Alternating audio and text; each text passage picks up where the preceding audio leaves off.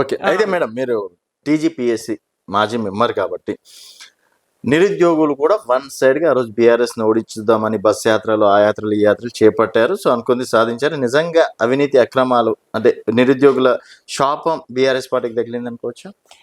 నిరుద్యోగులు కూడా ఒక కారణమే కాదని నేను అంటలేను. పేపర్ లీక్ కావడం కావచ్చు. మీరు కూడా ఆ టైంలో టీజీపీఎస్ అది కూడా కర్ణుడి చావు కన్నట్టు అది కూడా ఒక కారణం కావచ్చు, కాదని నేను అన్నాను.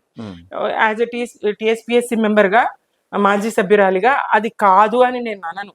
కాకపోతే ఒకటి మాత్రం నిజం, 1,63,000 ప్రభుత్వ ఉద్యోగాలు ఇచ్చినప్పటికీ ప్రచారం చేసుకోకపోవడం, చెప్పకపోవడం, రేవంత్ రెడ్డి గారి లాగా కానిస్టేబుల్ కాగితం కూడా ఈ బీఆర్ఎస్ ప్రభుత్వమే పరీక్షలు నిర్వహించి అన్ని రకాల పరీక్షలు, ఫిజికల్ గానీ రాతపూర్వక గానీ ఏవైనా పరీక్షలన్నీ నిర్వహించి కేవలం నియామక పత్రాలు చేతికి ఇవ్వడమే మిగిలి ఉండే.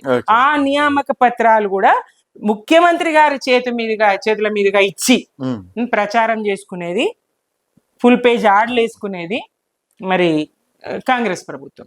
ఎలాంటి ప్రచారము, హంగు ఆర్భాటం లేకుండా సిస్టమ్ ద్వారా, వ్యవస్థ ద్వారా ఎంపిక, ఉద్యోగ నియామకం జరిగినటువంటిది బీఆర్ఎస్ హయాంలో.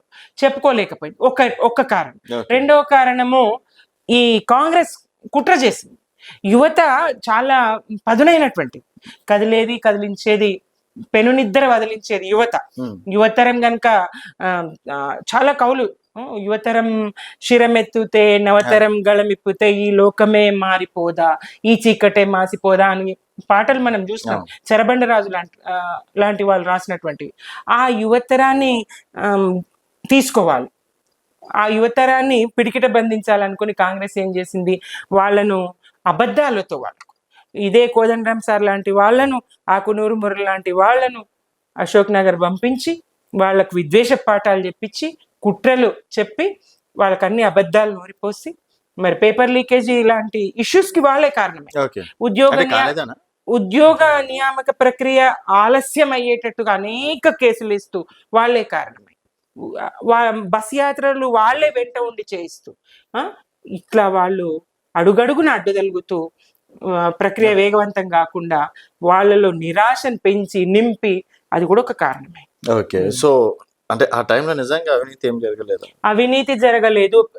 మీరు ఎస్ఎస్సి పేపరే చూసిండ్రు కదా, 10th క్లాస్ హిందీ పరీక్ష ఒక విలేకరి విద్యార్థి రాస్తున్నటువంటి పేపర్, క్వశ్చన్ పేపర్ కిటికీలోంచి లాక్కొని ఫోటో తీసుకొని పోయి, అన్న పేపర్ లీక్ అయిపోయిందని ఎవరికి ఫోన్ చేసిండు, ఎవరికి మెసేజ్ చేసిండు తెలుసు కదా, బండి సంజయ్ గారికే కదా. గర్వంగా వాళ్ళు చెప్పుకున్నారు కదా పేపర్ లీక్ అయింది.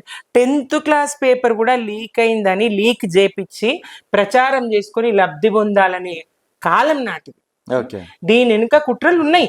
కుట్రలు లీక్ జరగలేదని నేను అంటలేను, దీని వెనుక కుట్రలు ఉన్నాయి. కుట్రలతోనే చేసింది. ఓకే. ఇప్పుడు 60,000 ఉద్యోగాలు అయితే ఇచ్చినామని. ఎక్కడ 60,000? మా కేసీఆర్ గారు కరోనా లాంటి కష్టకాలం 2 ఏళ్లు గడిపి, అలాగే రాష్ట్రపతి ఉత్తర్వుల కోసం ప్రధాన డిమాండ్ తెలంగాణ ఉద్యమం చేస్తున్నప్పుడు ఏంటి, నీళ్లు, నిధులు, నియామకాలు, మా కొలువులు మాకు కావాలి, ఈ డిమాండ్ కదా.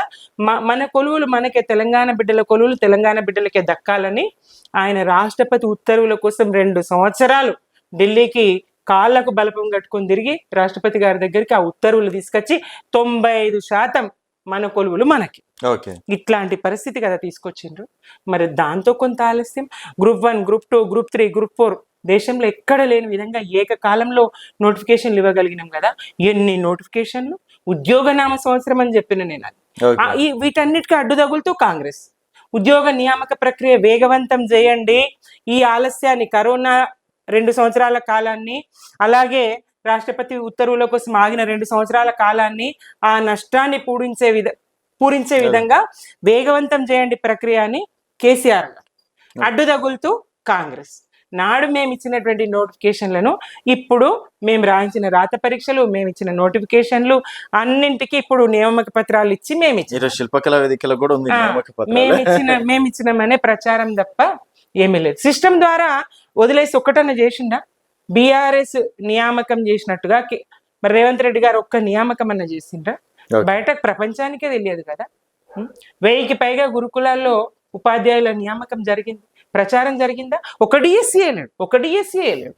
మేము వస్తే మెగా డిఎస్సి వేస్తాం. ఏది మెగా డిఎస్సి? మేము వస్తే డిఏలు 3 డిఏలు బకాయి ఉన్నాయి కేసీఆర్ టైంలో, వెంటనే ఇచ్చేస్తాం. మేము వస్తే పిఆర్సీ వేసేస్తాం. ఏది